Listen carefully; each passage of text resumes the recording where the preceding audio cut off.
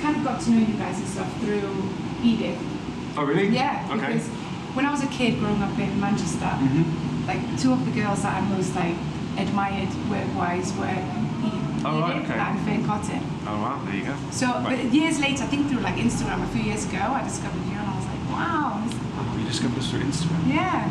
Wow. Modern was the modern way. Yeah, that's the way it's done now these days. Sound shit, but we look okay. But you guys have been like going for 16 years, which is quite a while. Sure. I mean, we've got older members in the band. Yeah. And then we've got kids in the band. Yeah. Yeah, I mean, we went for a wobble and then these two joined, but now the wobble seems a long way away. I don't know, yeah, I'm proud of our longevity. It's amazing. Yeah, you know, I mean, after 16 years. Yeah, 6 records and we've always tried to do things differently and not do the same thing over and over again, and we get a bit uncomfortable if we feel like we're repeating ourselves, but we've lost some fans, gained some fans, and just, we're still here. And how's like the whole thing, like with the records and stuff? I mean, over 6 years, like your lives have changed, I'm sure, and experiences and whatever. How do you feel that your music has changed within the six albums? I mean, there's like a shift, isn't there, between trying to do things that are kind of more rock band orientated, and then introducing and embracing kind of more electronic elements. And over the course of the records, we've done that to different degrees. I think that's basically it. With the last couple of records, we've been much more hands-on in the recording. Part of that's down to Justin being the band, because he's not bad at that kind of stuff. I'm not bad. I'm alright at that. And then. I think that's a very English thing, though, right? It's not that bad. It's not that bad. It's like when you ask someone, like, "Hey, how are you?" You don't want to be sincere. Yeah. Yeah. How are you? If you're sincere, if you're like sincere about. I just can't do it. Whenever someone says to me, "Not so bad," I'm like, "Are you okay?" I'm very dramatic. It's like, "No, yeah." I mean, what's going on though? I mean, because if you're in the bad zone, I think know you're just messing around. I think it's like that lack of comfort with being overly like emotional, or just emotionally familiar with something. Like just in conversation. Like, well, actually, if you ask, if someone says, "How are you doing?" I always find it weird in America. Like people just say, "How are you?" Like you look like a waitress. Yeah. I'm fine actually, and then they don't even listen to the reply. It's just they're just saying hello. They're not saying how are you. They don't care how you are. Yeah. It's just like a part, like a speech. Yeah, which is fine. But then, anyway, what were we talking about? I was reading a bit about it as well, like listening to the tracks and like the meaning behind it, and I think it's a bit more like, it's deeper, it's more human, more like personal in a way. I mean, all the lyrics for all the time, since day one, I've always tried to kind of delve or sing about things that are, I don't want to say deep, but you know what I mean, like to try to resonate with people on an emotional level. So that is what some people like about the band. It's what some people hate about the band. But it's always been the way. With this set of songs, I mean, it felt like I was coming back to this idea of human connection and people kind of, I don't know, focusing on the importance of that in light of the world that we live in right now. You know what I mean? And the way that the happenings of the world, the way that we're exposed to them. The way that it's kind of like, obviously the violent things that go on the news and things are obviously disturbing and horrible, but more than that, the way that the news is broadcast, the way that people's opinions, polarised opinions are just being shouted at, there's no nuance or grey area, and it's dizzying and tiring.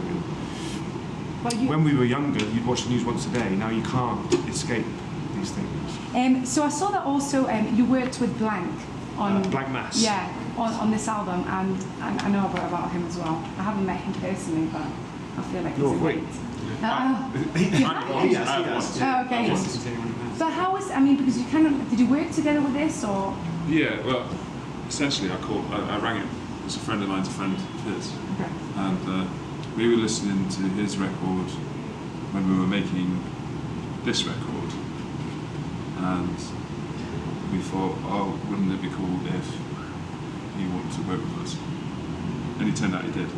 So I called him, set it up, and then whilst we were working on this record, he was working on it at the same time, remotely, up in Scotland, or wherever he was in the world at the time. And then it just kept on feeding back. And then we finished the record. And then I met him like 6 months later.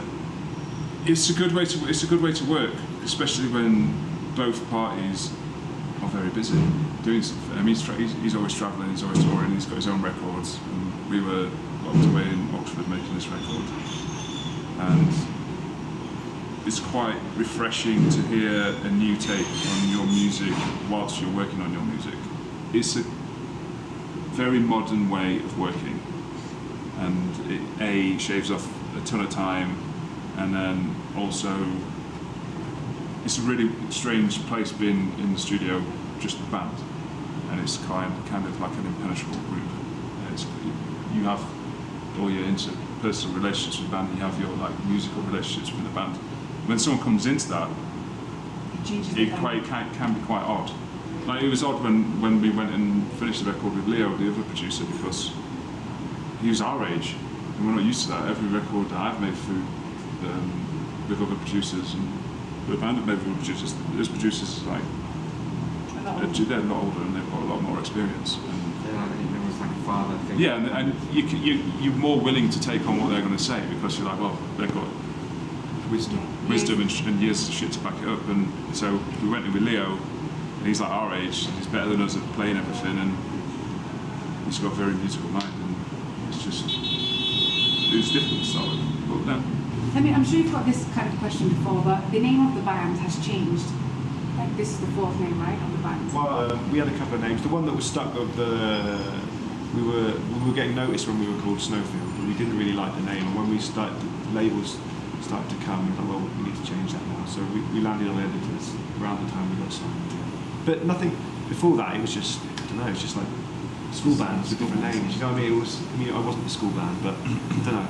I think it's a very difficult thing to find like a name that The names is one of the hardest things about being in the band. You've been in so many different band names. I've been in so many different bands, but You collect bands. I collect band names, but I also torturously overthink band names to the point that it drives me a bit mad. I hate it. It's the worst part of being in the band, because once it's there, you're stuck. And if, like, I don't know, a year later, if you get shit, it's tough. Stuck with it. I think the whole name thing is a problem, because even when I thought of my name for like the things I'm doing, I was like, I don't know what to be called. I don't want to use my name because it's too personal. And you know how it came? In my dream. Well, There you go. There you go. It's cosmic. Energy. I was like, fuck, I think it was just like on my mind 24/7, like, what am I gonna do? And seriously, I went to sleep one day, woke up, went on Twitter, I was like, fuck this! It was taken. I was like, fuck. So I just put an underscore in there. So I was like, okay. But I think you need to feel. It's just tough. It's a tough thing to do. It's harder now because of the internet. Yeah, everyone's got a name. To have those things like, your social media names and things like that. Like, as soon as you are a starting band and you get a name, it's like, oh, go on the internet. Oh, it's all gone. Everything's gone. So yeah, exactly. It's harder as time goes on. Songs are gone. Words are gone. It's all been used up. We need new language. Songs, emoji songs. Yeah. It's just pictures. And okay, I want to talk a bit about the videos that you guys have, because I think they're really interesting. Like the way you've been, like you film them, they're kind of like dark, but they've got a lot of light to it as well. It's like the dark with the light. Can you tell me a bit about your like favorite videos? What was the best ones to like record and do? I mean, so the last 2 albums worth of videos are all done by the same director. This guy called Rahi Rezvani. So we've gone on a journey with him, and he comes from a different world, quite a high-end fashion world. So it's not quite your average music director. So it's been really interesting getting to know him and him to get to know us, and we now feel comfortable. And we've done a few different things over the course of those records. One of the things I really remember was when we shot the front cover for In Dream. We had this enormous water tank. Yeah. So we were submerged in water with lasers firing through us. That was an interesting day. We didn't really know we were going to do that either. You never know quite what you're going to get with Rahi. He quite likes using elements of things, like when we did the No Harm video. That's my favourite of those videos. All slow-mo, but then he's like blew this kind of, I don't know, what was it? Flower? Yeah, flower basically, just in slow-mo, and it sort of slaps us in the face. And it's quite fun to do. But are you prepared though? It's like you're going to be submerged in water. You can never be prepared. Rahi's, first of all, he's a genius, and he lives very much inside his own head. And when we get things through that we're going to do with him, we get like a roundabout kind of a few words. English isn't his first. In English isn't, he's an Iranian. He's Iranian, living in Holland, and I don't know. you kind of have to expect that what he's actually written is not what's going to happen. You have to expect the unexpected. Yeah, and you have to expect to get submerged in a water tank and have laser shot in your face. I remember the last one, Hallelujah, where we had which wasn't really in the video very much at all, but there was a rain machine at the end, and it was so cold. It was freezing. We were all shivering and shaking like shitting dogs, but yeah, just things like that is just very Rahi. When you turn up, you're like, oh, this is so Rahi. But then he shows you on the monitor what he's recording. It's always stunning. And when was the time for each one of you? Like, you had to, like, I don't know, like for me, very often, like, I have to pinch myself because I'm like, I don't know if this is, like, real. Yeah, I mean, even, like, just hearing your song on the radio for the first time, that's cliche, but that is nuts when you first. We were all gathered around the radio listening to Zane Lowe, and he played Bullets.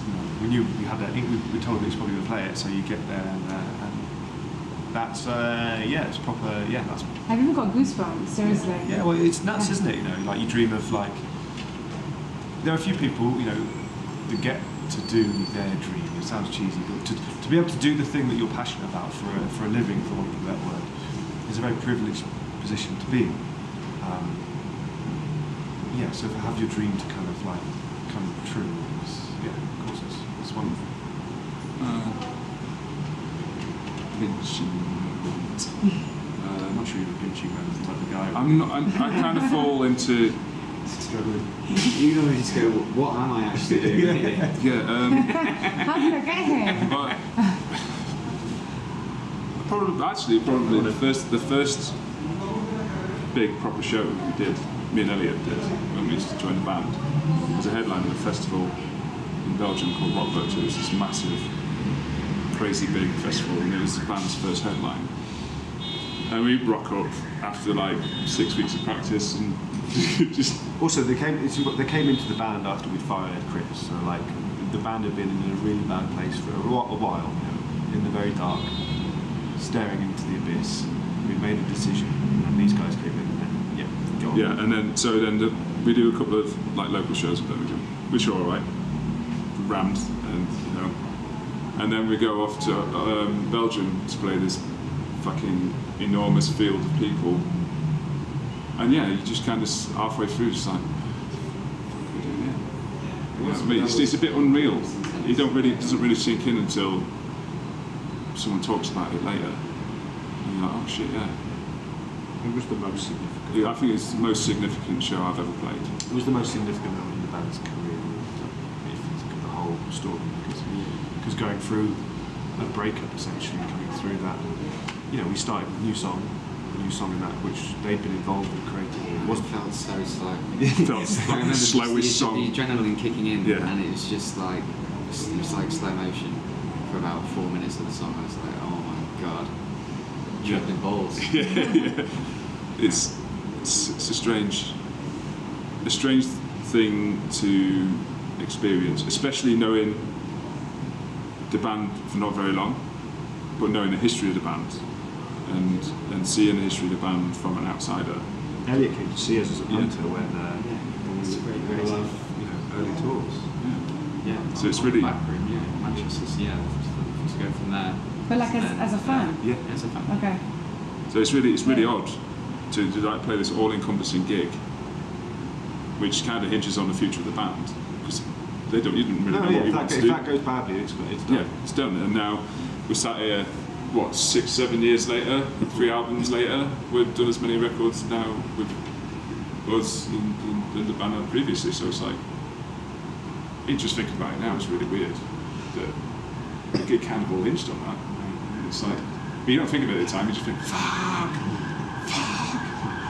I think that when people go through like a hard time in a way, there's always 2 ways of looking at the situation. So you can kind of like throw yourself in a hole, which is sometimes sounds kind of masochist, but like you have, like, you're in the dark and you're so in the dark that you just don't know what to do. And it's the time I think when you're most vulnerable, and it's happened to me before in different situations.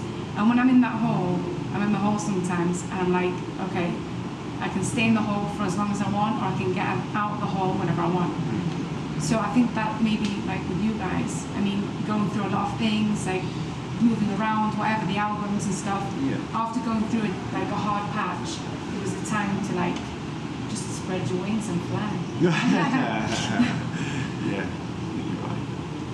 Especially when you're trying to do something creative as well. If I was just being me on stage, everyone would be bored. So, yeah. No, but I feel like even though you're not moving around, I mean, because there are some people that do the whole performance and dancing around and everything, but there are other people that can just stand there. And for me, like a massive example is Adele. Right. She's on there, just there. There's not like props and stuff going on. She's there, and I mean, I've never seen her live, but if you see videos, there are people that are special like that. That's very, you know, if Bruce Springsteen walks into an arena, a stadium with an acoustic guitar, he feels it. Yeah. That's just him and the guitar, and it's not even about his voice, or not really about the song. It's just about his presence. Yeah, Nick Cave is a similar thing.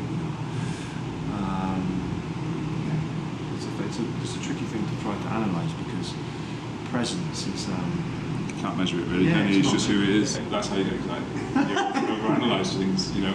I overanalyse everything in like how. No shit. Just travelling and stuff. On stage, no, I've seen you on stage with the guitar behind your head, looking like some fucking. You just lose yourself on stage. You become a character. You have to let go. You become something else. Yeah. Even though you've got fucking tons of people staring at you, you do feel a little bit out of the body, which is good. It's a good place to be. Well, it's been a pleasure, guys. Yeah, Thank you very much. Thank you for your time. Cheers. Thank you for opening up. Thank you.